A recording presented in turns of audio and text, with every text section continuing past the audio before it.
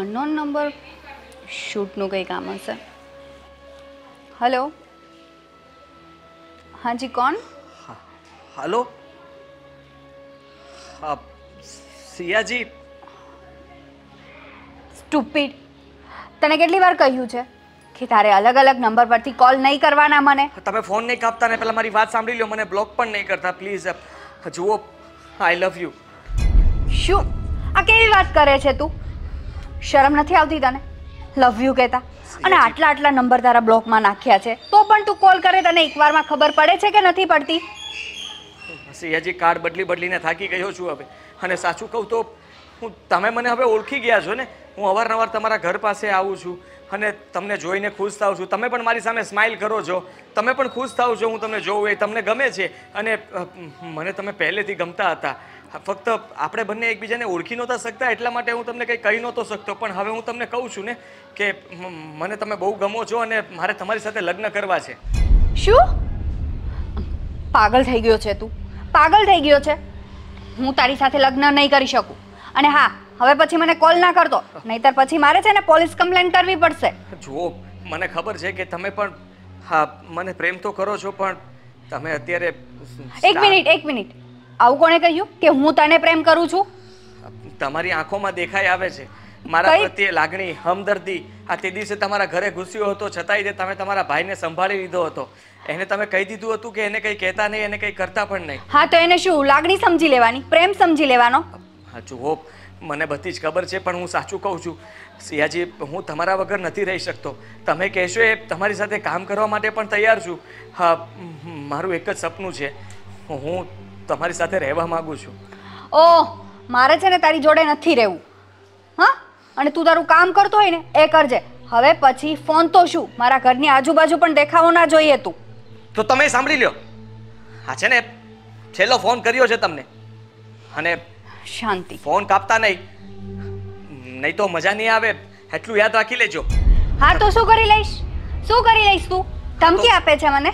ધમકી નથી આપતો, પણ હવે જે કરવા જઈ રહ્યો છું ને એ કહી રહ્યો છું. સાંભળી લ્યો, જો તમે મારી સાથે ફ્રેન્ડશિપ નહીં કરો અને મને તમે અપનાવશો નહીં તો હું સુસાઇડ કરી લઈશ. સુસાઇડ નોટ લખીને જઈશ. બ્લેકમેલ કરે છે? બ્લેકમેલ કરે છે મને? તારાથી થાય ને એ કરી લેજે, ઠીક છે? જુઓ, તમે મારી સાથે આવી રીતે વાત ના કરી શકો સિયાજી. અને હવે પછી તારો ફોન ના આવવો જોઈએ. સિયાજી. પાગલ લાગે છે આ ભાઈ, સાચું જ કહેતો હતો. કોઈના પર દયા ખાવા જેવું છે ને છે જ નહીં. હા, દયા ખાય ને એટલે આવું જ કરે આ લોકો. ફરી પાછો બ્લોકમાં નાખી દીધો મને. કઈ વાંધો નહીં, તો તમે પણ સાંભળી લેજો. હું છે ને સાચે કરીને બતાવીશ, છોડીશ નહીં તમને. મારા પ્રેમને તમે સમજી નથી શકતા ને, પણ હું કહી દઉં છું તમને કે હું તમને સાચો પ્રેમ કરું છું અને તમારે મારા પ્રેમને માનવો જ પડશે, એક્સેપ્ટ કરવો જ પડશે. તમે આવું ન કરી શકો. મને ફોનમાં ના પાડી દીધી અને એવું પણ કહી દીધું કે તારે થાય એ કરી લે. તું મને બ્લેકમેલ કરવા માંગે છે? નહીં સિયાજી, હવે તમે જુઓ હું શું કરું છું ને એ તમે જુઓ. હવે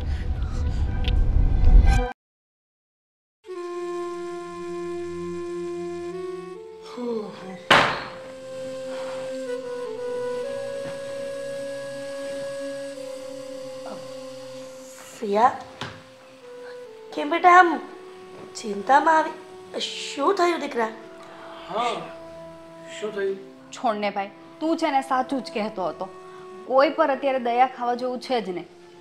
હા, પેલો પાછો કોલ કરવા લાગ્યો છે મને અને હવે તો ધમકી આપે છે મને. ધમકી? શું ધમકી આપી?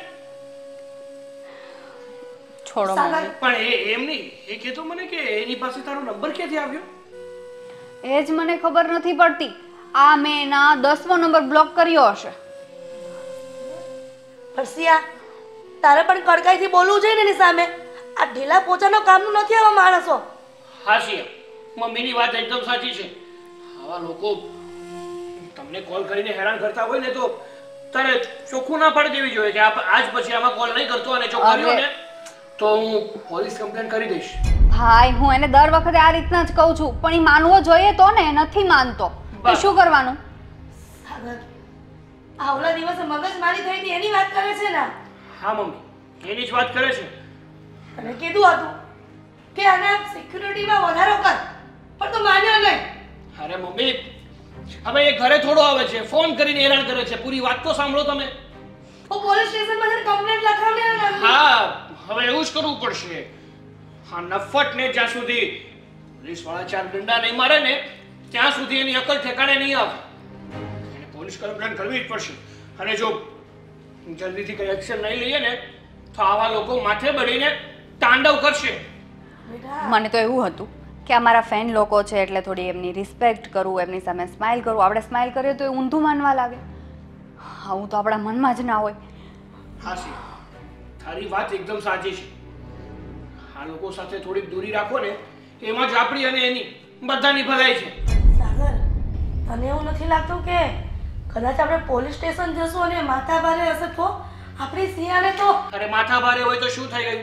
સિયા એક સેલિબ્રિટી છે અને પોલીસ વાળા પણ એને સેફટી આપી શકે છે. પણ ક્યારે? હા, એની સાથે કોઈ ઘટના બની જાય ત્યારે? અરે એવું નથી મમ્મી, હું આજે ને આજે પોલીસ કમ્પ્લેન કરું છું અને જો એવું હોય ને તો હું જ જાઉં છું એને ઘરે. ના ના ભાઈ, તું ન જતો. મને લાગે છે કે એ લોકો સારા માણસ નહીં હોય. કદાચ તને કઈ થઈ ગયું તો અમે શું કરશું? અરે કઈ નહીં થાય. આવા લોકો છે ને એ ખાલી બોલે અને આમ પણ કહેવત છે ને કે કૂતરા છે ને એ ખાલી ફસે બાકી કરડવા ના આવે. પણ ભાઈ મમ્મી તમે શાંત થઈ જાઓ. આપણે છે ને પોલીસ કમ્પ્લેન્ટ નથી કરવી હજુ. એ કાંઈ કરે તો વાત અલગ છે, પણ આ વખત જવા દો. ના બેન, તું ગઈ વખતે કહેતી હતી ને એટલા માટે ગઈ વખતે મેં જવા દીધું હતું. પણ દર વખતે જો આવી રીતે જતું કરશું ને તો આ લોકોને ફાવતું મળી જશે. ભાઈ મેં એને લાસ્ટ વાર ચેતવી દીધો છે. હવે આઈ થિંક નહીં આવે એનો કોલ. પણ હવે હું તમને ના નહીં પાડું. બસ નેક્સ્ટ ટાઈમ. અત્યારે જવા દો. હે ભગવાન, આ મારી દીકરીના દીકરા સાથે શું થઈ રહ્યું છે? હું તો ખુશ હતી કે મારી દીકરીનું માર્કેટમાં નામ થઈ ગયું, પણ નામ થતા હવે આવારા તત્વો મારી દીકરીને હેરાન કરવા માંડ્યા છે. અને શું કામ ટેન્શન લ્યો છો? હા, બધું ઠીક થઈ જશે. અને આવા લોકો છે ને કઈ ના કરી શકે. શું કઈ ના કરી શકે? અમુક જણા ગાંડા થઈ ગયા હોય ને પ્રેમની પાછળ તો બેટા મારી પણ મમ્મી લાગી તમે આટલું બધું ટેન્શન ના લ્યો.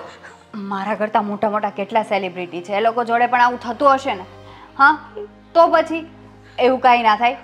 હું છું ને, હું જવાબ આપી દઈશ બધાને. ભાઈ છે મારી સાથે, બે ગાર્ડ છે, તો શું કામ ટેન્શન લઈ છે? અને મમ્મી જો તમારે છે ને ચિંતા કરવાની કોઈ જરૂર નથી. આ દીદીનો નંબર હું પોલીસ વાળાને આપી દઉં છું અને સાથે સાથે જેટલા ફોન કર્યા છે ને એ બધા જ નંબર પોલીસ વાળાને આપી દઉં છું. એટલે ટ્રેક કરશે અને એ લફંગાને ગમે ત્યાંથી પકડશે અને સર્વિસ કરી નાખશે. ના ભાઈ, અત્યારે એવું કંઈ કરવાની જરૂર નથી. છોડે બધું. હવે પછી કોલ આવે ને એટલે હું તને સામેથી કહીશ કે જા પોલીસ કમ્પ્લેન્ટ કરી દે. તું શું, હું કરી દઈશ પોલીસ કમ્પ્લેન્ટ. પણ અત્યારે કંઈ નહીં. આ નંબર મેં એનો બ્લોક કરી દીધો છે. જવા દો હવે. જો લાસ્ટ ટાઈમ જોવા દઉં છું. બાકી હવે એનો કોલ કે મેસેજ આવ્યો ને તો પેલા મને કહે છે, કારણ કે આની ઉપર એક્શન લેવું બહુ જરૂરી છે. હા હા, અને મમ્મી તારે ટેન્શન નથી લેવાનું ખોટું. કંઈ નહીં થાય. ચાલ. સિયા, સાચવીને રહેજે હો બેટા. હા મમ્મી. અરે મમ્મી, સિયા કહે તો છે કઈ નહીં થાય. હું બેઠો છું ને એની ધ્યાન રાખવા હા. માટે. અને જ્યાં સુધી હું છું ને ત્યાં સુધી મારી બહેનનો વાળ પણ વાંકો નહીં થાય. ચલો તમે લોકો બેસો, હું જરા કંઈક કોલ કરી નાખું. ચાલ હવે સ્માઈલ કર.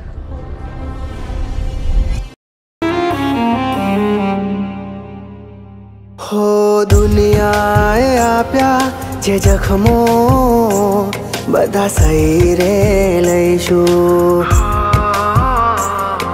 આ દુનિયાએ આપ્યા જે જખમો બધા સહી રે લઈશું. મારા કર્મે લખાણી કાળી રાતો એમાં રોઈ રે લેશું. કેમ રડે છે તું? અચ્છા, પાછો ગયો તો ને ત્યાં? શું કીધું? એની સાથે વાત ન કરી શક્યો એટલે મેં ફોન કર્યો હતો એને. એક તો તને ખબર છે દીદી કે મેં નંબર માંડ કરીને મેળવ્યો હતો એનો, અને એ હંમેશા બધા નંબર બ્લોક કરી દે છે મારા. તો કરી જ દે ને. શું કામ તું એને આટલા ફોન કરે છે? મેં તને પહેલાં પણ કીધું તું ને કે એ તને પ્રેમ નથી કરતી. અને તે કેટલા બધા સિમ કાર્ડ લીધા છે ને મને એ પણ ખબર છે એની સાથે વાત કરવા માટે. એની સાથે વાત કરવા માટે સિમ કાર્ડ લીધા છે બરાબર છે, પણ એ મને હવે ઓળખી ગઈ છે તો મારી સાથે વાત ન કરી શકે, પ્રેમથી મને જવાબ ન આપી શકે.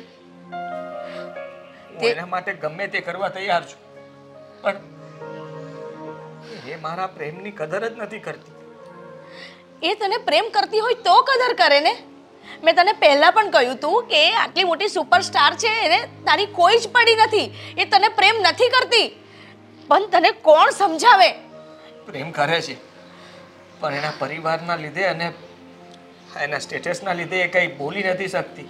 મેં એને કહ્યું કે જો મનોમન મને લાગે છે કે તું મને પ્રેમ કરે જ છે, તને મારા વગર નથી ચાલે, પણ ખબર નહીં કેમ એ સમજવા તૈયાર જ નથી. એ તને પ્રેમ કરતી હોત ને તો ક્યારની સમજી ગઈ હોત. તારે આટલા બધા સિમ કાર્ડ બદલવાની જરૂર ના પડી હોત, તારે છે ને આટલું બધું અપસેટ થવાની જરૂર ના પડી હોત. પણ તને હું કઈ રીતે સમજાવું કે તારો પ્રેમ એક તરફી છે અને કોઈની સાથે જબરદસ્તીથી પ્રેમ ના થાય. અને તું એને જબરદસ્તી પ્રેમ કરી રહ્યો છે અને એને પણ કહી રહ્યો છે કે તું પણ મને જબરદસ્તી પ્રેમ કર. આપ જુઓ બેન, કહી દઉં છું તને કે એને ગમે તેમ કરીને મને પ્રેમ કરવો જ પડશે, મને અપનાવવો જ પડશે અને મારા પ્રેમને સમજવો પણ પડશે. હું એને મને આજે કહી દીધું કે એ પોલીસ કેસ કરી દેશે મારા વિરુદ્ધ, તો હું શું કંઈ ફોન કરવાનું બંધ કરી દેશે, એના ઘરે ચક્કર મારવાનું બંધ કરી દેશે? બિલકુલ નહીં. હું એ ક્યારેય નહીં છોડી શકું. અરે તું શું કામ આટલો બધો ગાંડો થાય છે? મને તો એ નથી સમજાતું. અરે તું સાયકો થઈ ગયો છે. કેમ તારું આટલું બધું ભૂત સવાર છે એના પ્રેમનું? જો મારી વાત સાંભળ, તું આ બધું ભૂલી જા. અને એ મોટી સુપરસ્ટાર છે, એને તારી કોઈ જ પડી નથી, પણ તને તારા બેનની પણ નથી પડી. એ મને તમે જોજો ને એક દિવસ તું જ કહીશ કે હા હા આપણા ઘરે કેવી રીતે આવી, હા હા તારી સાથે વાત પણ કરવા લાગી. હા એ કરશે વાત મારી સાથે, અને મને ખબર છે, મને વિશ્વાસ છે કે એ હંમેશા મને સ્માઇલ આપતી હોય છે. આ જ્યારે પણ બહાર જતી હોય, ઘરમાં આવે ત્યારે હું બહાર ઊભો હોઉં છું તો સ્માઇલ આપીને હાય કહીને જ જાય છે. તો એનો મતલબ સીધો છે કે એના દિલમાં મારા માટે થોડી જગ્યા તો છે જ. જો મારા ભાઈ, હું તને હજુ બી સમજાવું છું કે એને તારા પ્રત્યે કોઈ જ પ્રેમ નથી, કોઈ જ લાગણી નથી અને તને ક્યારેય નહીં સમજે. જો તું મરી જઈશ ને તો પણ એને કોઈ જ ફરક નહીં પડે, પણ મને ફરક પડશે.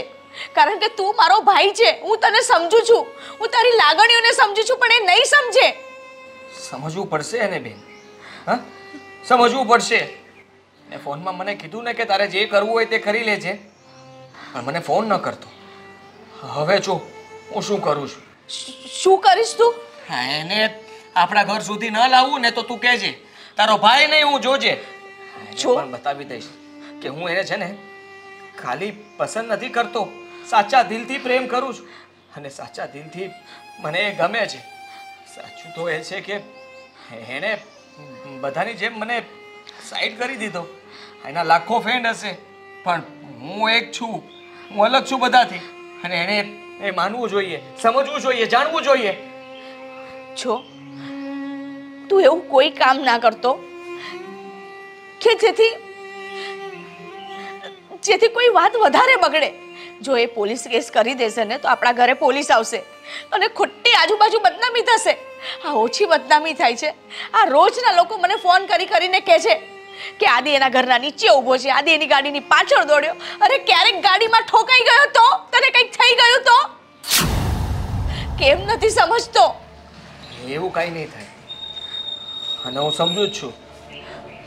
તું ચિંતા નહીં કર, તારા ભાઈને કંઈ નહીં થાય. પણ તારો ભાઈ જે કહે છે ને એ કરીને રહેશે. એને હું એકવાર તો અપનાવીને જ રહીશ, મારી બનાવીને જ રહીશ.